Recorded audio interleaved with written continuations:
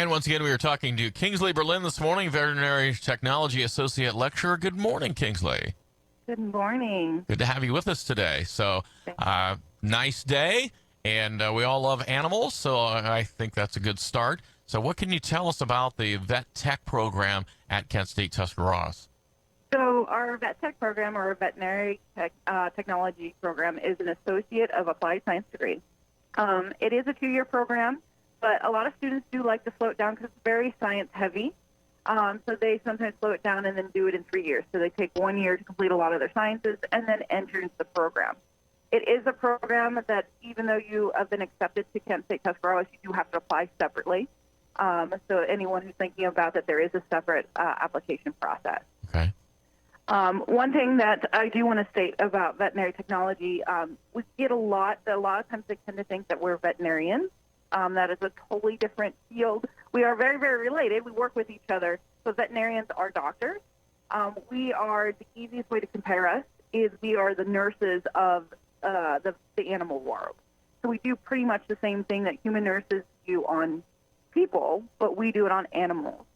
But the difference between us and veterinarians, we cannot prescribe, we cannot diagnose, and we cannot do surgery. Right, but there are a lot of positions available for that, right? Oh, yes. There's always a need for veterinary technicians. Positions-wise, and again, students even do this as well, is they tend to think that, oh, I want to be a vet tech, so I want to work in a small animal clinic. And there's plenty of jobs out there for that. But not only small animal clinics, we can work on large animals. So we can work with large animals. We can work in research. The military also has positions for vet tech. You can work in pet food, so insurances. There are multiple different areas that we can work in, and not just in a small animal clinic when you walk in the door and you treat just the small animal surgeries, patients, the vaccines. So there is more than just doing that. Right. Okay. So tell me about then how to apply. Once I'm at Kent State Tusk, then how do I apply to get into this program? So once you are there, it is online. You just go to our Vet Tech website through Kent State Tuscarawas. You find the major, go to the Vet Tech, and then it is an online application. Okay. So hopefully that's simple enough, right? Yeah. So tell a little bit about the whole world is concerned, obviously, with COVID-19 and how that's affecting things. The American Veterinary Medical Association has talked about COVID transfer to animals. So can you enlighten us on that a little bit? How does that work, and what do we need to look for or be worried about? Yes. So really there's a lot of research going on, but from that research, we're not getting a lot of information just yet. So the AVMA, their last update was back in June 11th. So a lot has probably gone on since then. It just hasn't been posted. But really, they're stating that pets appear to not be easily infected. So not that they haven't been, where there are cases, and they're across the world and in the United States that have had cases between dogs and cats. But really what they're seeing is it does not seem to be the source for humans. It tends to be the humans are actually the ones that were positive first, and then their animals are picking it up. And some of them are showing signs, some of them are not showing signs. They are not recommending right now to test in animals. The CDC also recommends not to test. The AVMA doesn't recommend to test. But with everything going on, things could always be changing, and that might be something that has to be done in the future. But right now the numbers are so low, they haven't pushed for this testing. Right. So, and again, just to stress, the pets are not passing it to humans. It's going the other direction, correct? Correct, as the research is showing as of now. But again, it's one of those things that things change in the future, so that statement may change at some point. All of this changes every day, it seems like. So, right. So it's been kind of a hot summer, right? And it's going to be 87 degrees today. Are dogs susceptible to heat stroke? They are, and there are certain types of breeds and certain types of animals that are more susceptible than others, but every single dog is very susceptible to heat stroke, especially once the temperatures start getting hotter. So for an animal, a normal fever is about 103.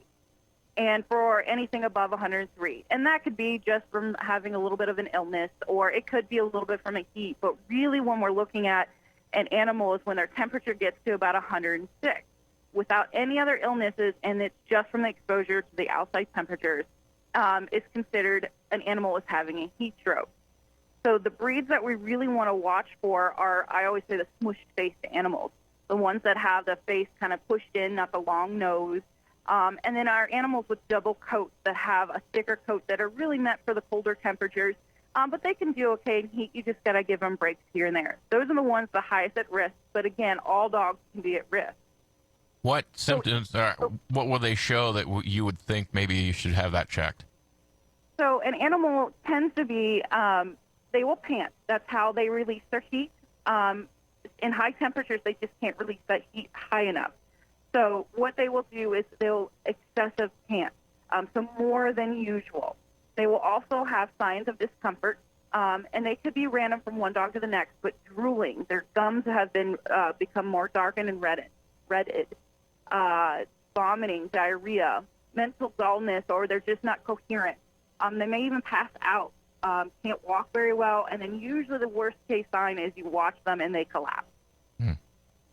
Well, we'll have to be cognizant of that for sure. So anything else we should be aware of in the world of vet tech at Kent State Tusc Ross? Oh, there are many things that we could be should be aware of. That was an open question, wasn't it? But yeah, it kind of was, because there's a lot of things you can go on from.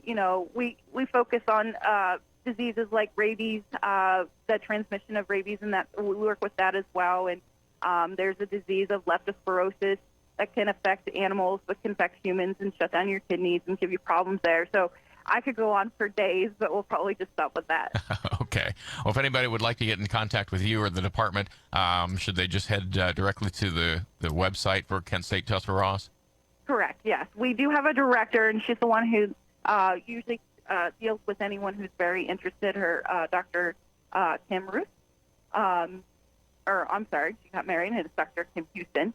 I love to have two different names for her. Yes, her contacts and everything is on there. All right. Well, hey, thanks so much for your time. It was enjoyable, and hope you have a great rest of the summer. All right, you too. Thanks a lot. That's Kingsley Berlin from Kent State Tusc Ross, Veterinary Technology Associate. I'm having a hard time with that. Veterinary Technology Associate Lecturer this morning on Tusc Talks here on the 830 High Beam.